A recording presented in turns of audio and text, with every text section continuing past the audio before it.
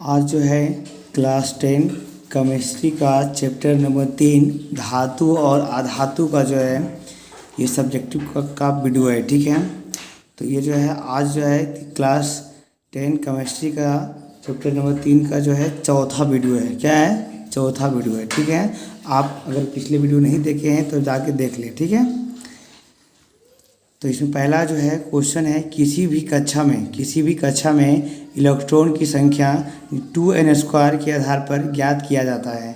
यहाँ n जहाँ n कक्षाओं की संख्या है। क्या है? n क्या है? कक्षाओं की संख्या है। यानी किसी भी कक्षा का इलेक्ट्रॉन में संख्या निकालना है, यानी किसी भी कक्षा में जो है कितना इलेक्ट्रॉन घूम रहा है, अगर उसको निकालना है तो इसका सूत्र होता है 2n²। क्या सूत्र होता है? 2n² होता है। ठीक है, तो देखते हैं, ये जो है आपका परमाणु है। परमाणु के केंद्र में क्या होता है? नाभिक होता है। क्या होता है? नाभिक होता है। नाभिक में क्या रहता है? न्यूट्रॉन और प्रोटॉन रहता है। क्या होता है?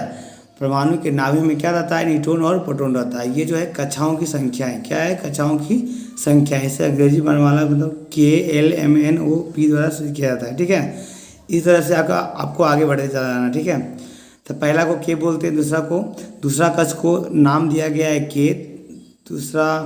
पहला का K, दूसरा का जो हो जाएगा क्या हो जाएगा बताओ?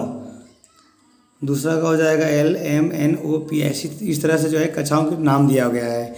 यानी जो है न्यूट्रॉन प्रोटॉन जो है नाभिक में रहता है और इलेक्ट्रॉन जो है कक्षा में घूमते रहता है। क्या करता है? इलेक्ट्रॉन जो है कक्षा में घूमते रहता है। तो कौन कक्षा में कितना इलेक्ट्रॉन है कैसे पता लगाएंगे? तो इसके लिए फॉर्मूला है 2n²। ठीक है, देखते हैं हम कहते हैं। पहला अगर K कक्षा में बात करें, K कक्षा में इलेक्ट्रॉन की संख्या की बात करें तो K कक्षा जो है पहला में आता है। क्या आता है? पहला कक्षा में आता है।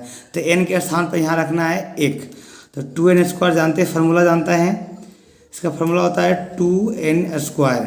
तो 2n के जगह पर 1 के स्क्वायर 1 गुना 2 करेंगे तो कितना आएगा? 2 ही आएगा। अगर बात करें L कक्षा में इलेक्ट्रॉन की संख्या, तो L जो है दूसरा कक्षा में आता है, यानी n का वैल्यू 2 हो जाएगा। तो अगर यहाँ पर n का वैल्यू 2 रखेंगे तो 2 के स्क्वायर 2 4 2 8 हो जाएगा इसका आंसर। ठीक है, अगर m की बात करें तो m जो है तीसरा कक्षा में आता है, n का वैल्यू 3 हो जाएगा। इसमें इलेक्ट्रॉन की संख्या कितना घूमता है जी? तो 2n² के आधार पर घूमता है। n का वैल्यू 3 रखेंगे तो 3 3 9 9 2 18 हो जाएगा। अगर n की बात करें, चौथा नंबर की बात करें, कक्षा 4 की बात करें तो n के स्थान पर 4 हो जाएगा। तो बताओ 2n² के आधार पर निकालना है तो 4 हो जाएगा। n के स्थान पर 4 16 16 2 32 हो जाएगा। इसी तरह से जो है 5 6 7 सबको निकाल सकते हैं, कोई दिक्कत नहीं है। ठीक है, चलो अगला बात करते हैं। तो ये जो है O का निकाला गया है, P का निकाला गया है, इस तरह से आप निकाल सकते हैं। ये आपके लिए होमवर्क है। ठीक है, अगला क्वेश्चन है अष्टक नियम क्या है? क्या क्वेश्चन है? अष्टक नियम क्या है? ठीक है, ये भी एग्जाम में क्वेश्चन पूछता है अष्टक नियम क्या है।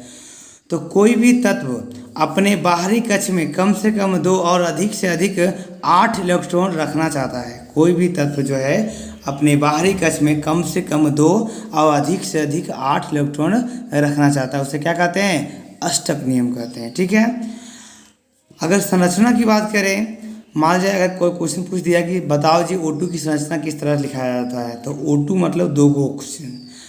ऑक्सीजन की बाहरी कक्ष में 6 इलेक्ट्रॉन होता है, तो इसमें भी 6 को हम दिखा दिए, 1 2 3 4 5 6। इसमें भी 1 2 3 4 5 6 दिखा दिए। तो इस जुड़ा हुआ किसे रहता है? तो इसका जो है इस 6 है तो इसमें से 2 निकाल लिया, ये जो है इसमें से 2 निकाल लिया, तो दोनों को जो है 8 8 हो गया। तो ये संतुष्ट हो जाएगा, इसके साथ रह सकता है, कोई दिक्कत नहीं होगा। ठीक है, अगर NaCl की बात करें, बताओ जी NaCl की संरचना क्या होगा? तो Na जो है सोडियम का जो है बाहरी कक्ष में 1 इलेक्ट्रॉन होता है, और क्लोरीन का जो है बाहरी कक्ष में जो है कितना होता है? 5 इलेक्ट्रॉन होता है। कितना होता है? 5 इलेक्ट्रॉन होता है। तो देखते हैं इसको जो है क्या करेगा, बताओ। क्लोरीन 17 होता है, 2 8 7 हो जाएगा। 7 इलेक्ट्रॉन रहता है इसके अंदर जो है, 1 2 3 4 5, यहाँ 6 कर दो, यहाँ 1 कर दो, 7 7। क्लोरीन के जो है बाहरी कक्ष में 7 इलेक्ट्रॉन रहता है, और सोडियम के बाहरी कक्ष में जो है 1 इलेक्ट्रॉन रहता है। तो ये 7 गो है तो इसका 1 गो ले लेगा तो ये पूरा हो जाएगा 8 गो। ये बताओ 1 गो इसके पास है तो 1 गो लेगा तो ये 2 गो, कम से कम 2 और अधिक से अधिक 8 लेगा। ठीक है, अगर बात करें C2H4 की संरचना की बात करें, तो यहाँ जो है C2H4 की संरचना करवाया गया है। कार्बन है कार्बन की जो है बाहरी कक्ष में दो, कार्बन दो हुआ है, कार्बन के बाहरी कक्ष में जो है 4 होता है। कितना होता है? कार्बन के जो है बाहरी कक्ष में जो है 4 इलेक्ट्रॉन होता है। तो इसके बाहरी कक्ष में मान लीजिए 4 इलेक्ट्रॉन होता है, इसके बाहरी कक्ष में 4 इलेक्ट्रॉन होता है। ठीक है। और हाइड्रोजन की बात करें तो यहाँ पर 4 गो हाइड्रोजन है। क्या है? 4 गो हाइड्रोजन इसमें दिया हुआ है। तो 4 गो हाइड्रोजन भी दे देते हैं, 4 गो हाइड्रोजन। ठीक है। ये जुड़ल रहता है, इसको जो है हाइड्रोजन के पास जो है एक रहता है। क्या रहता है? एक गो हाइड्रोजन के पास एक रहता है। ठीक है। हाइड्रोजन के पास कितना रहता है? एक रहता है। एक इलेक्ट्रॉन जो है बाहर में रहता है। तो ये हाइड्रोजन को चाहिए क्या चाहिए? 2 गो चाहिए। कितना चाहिए? कम से कम 2। हाइड्रोजन को जो है 2 गो चाहिए। तो ये हाइड्रोजन जो है इससे ले लेगा सर, यहाँ से हाइड्रोजन को क्या चाहिए? 2 गो। इसमें भी हाइड्रोजन कितना चाहिए? 2 गो चाहिए। और कार्बन को जो है अधिक से अधिक 8 चाहिए। कितना चाहिए? 8 चाहिए। तो कैसे लेगा जी? तो बताओ, इधर 2 4 गो तो इसके पास, 2 6 और 2 गो इससे लेगा, यहाँ से लेगा जी पूरा। सॉरी, यहाँ से नहीं, यहाँ से नहीं, यहाँ से जाएगा, ये 8 को लेगा। क्या को लेगा? ये 8 को लेगा। ये कार्बन की बात करो, ये कार्बन भी यहाँ पर 6 गो यहाँ पर हो जाएगा, 2 4 गो 2 6, यहाँ से 8 हो जाएगा। इसका लेगा ऐसे करके। ये कै हो गया बताओ? ये 8 गो यहाँ पर दिखाया गया है। ठीक है। तो आप इस तरह से आप बना सकते हैं इसका संरचना सूत्र। ठीक है।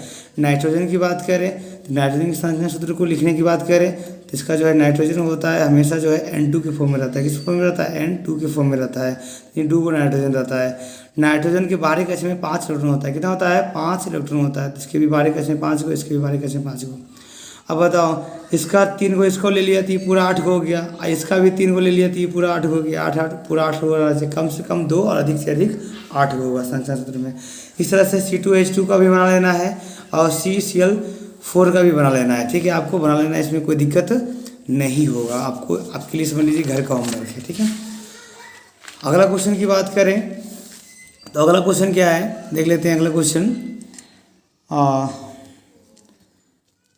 क्वेश्चन है धातु कर्म निम्नलिखित चरणों में पूरा होता है। धातु कर्म, धातु मतलब धातु से जो है अयस्क से धातु निकालने की प्रक्रिया जो है धातु कर्म कहलाता है।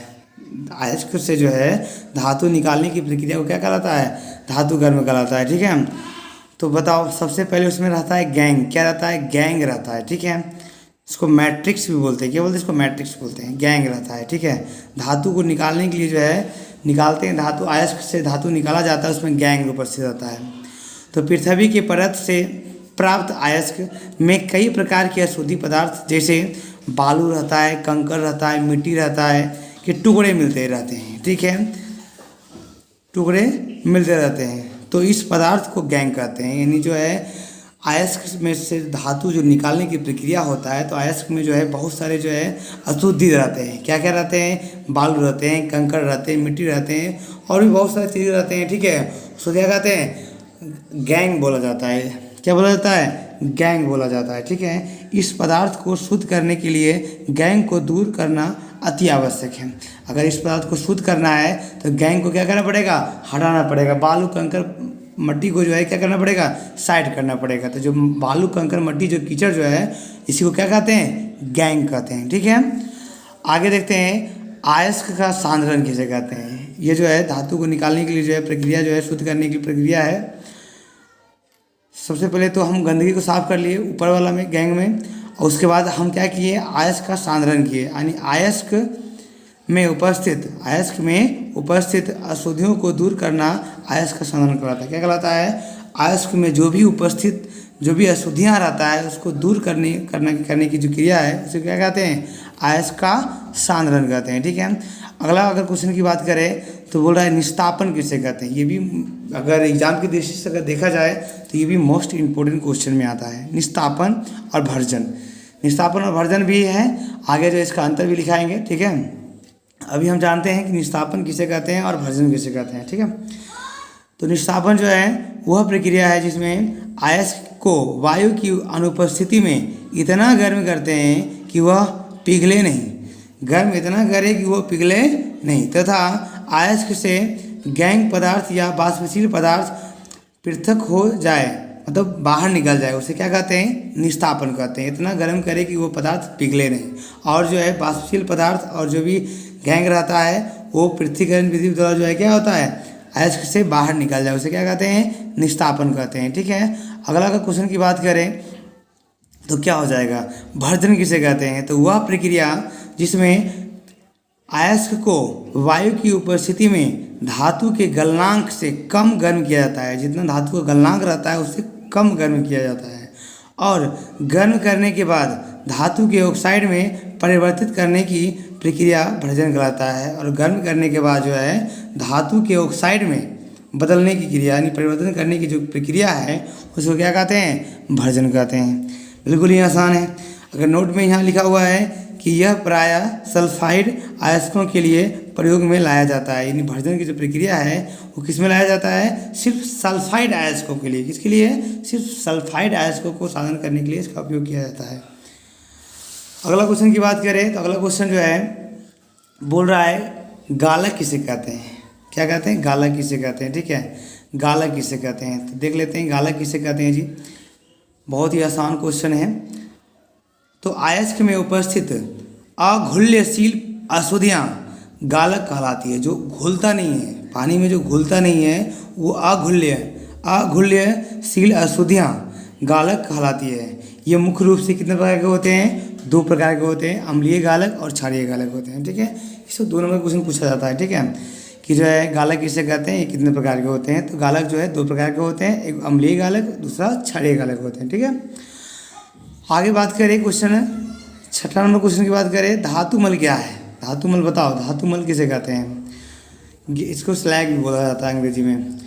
अयस्क में उपस्थित अशुद्धियों की गालक से क्रिया के फलस्वरूप बने गलनीय पदार्थ को धातुमल कहते हैं। यानी कहने का मतलब है अयस्क में उपस्थित जो भी अशुद्धियाँ रहता है, क्या रहता है, अशुद्धियों की गालक से क्रिया के फलस्वरूप बने गलनीय पदार्थ, जो कचरा जो है बाहर निकाला जाता है उसको बोलते हैं धातुमल कहते हैं। क्या कहते हैं उसको, धातु साफ करके जो कचरा बाहर निकलता है उसी को धातुमल बोला जाता है।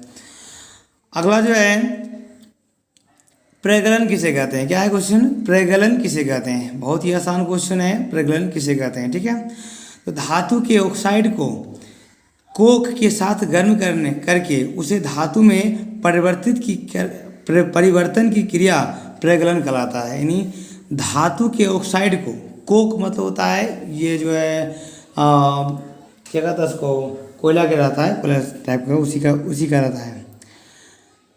तो जो है धातु के ऑक्साइड को कोक के साथ गर्म करके उसे धातु में परिवर्तन करने की जो प्रक्रिया है उसे क्या कहते हैं, प्रगलन कहते हैं। उसे क्या कहते हैं, प्रगलन कहते हैं। ठीक है, अगला क्वेश्चन है निस्तापन और भर्जन में अंतर स्पष्ट करें। निस्तापन और भर्जन में क्या करें, अंतर स्पष्ट करें, ये क्वेश्चन है। ठीक है, देखो क्या है, तो बोल रहा है इस प्रक्रिया में जो है अयस्क को वायु की अनुपस्थिति में गर्म किया जाता है। निस्तापन में क्या किया जाता है, इस प्रक्रिया में जो अयस्क को वायु की अनुपस्थिति में गर्म किया जाता है। और भर्जन में क्या है, इस प्रक्रिया में जो है अयस्क को जो है वायु की उपस्थिति में गर्म किया जाता है। इसमें अनुपस्थिति में गर्म किया जाता है, इसमें उपस्थिति में गर्म किया जाता है। दूसरा पॉइंट की अगर बात करें तो यह ऑक्साइड एवं कार्बनिक अयस्कों के लिए प्रयुक्त होता है, और ये जो है सल्फाइड अयस्कों के लिए क्या होता है, प्रयुक्त होता है। दोनों में हम समान अंतर है, कोई दिक्कत नहीं है। आसान से अगर आप 2 बार इसको पढ़ लेते हैं तो बिल्कुल ही आसान से आपको याद हो जाएगा। अगर आप हमारे चैनल पर नए हैं तो चैनल को सब्सक्राइब कर दें ताकि जो है अगला वीडियो जो आपको जल्दी से जल्दी मिले। ठीक है, मिलते हैं अगले वीडियो में, तब तक के लिए धन्यवाद।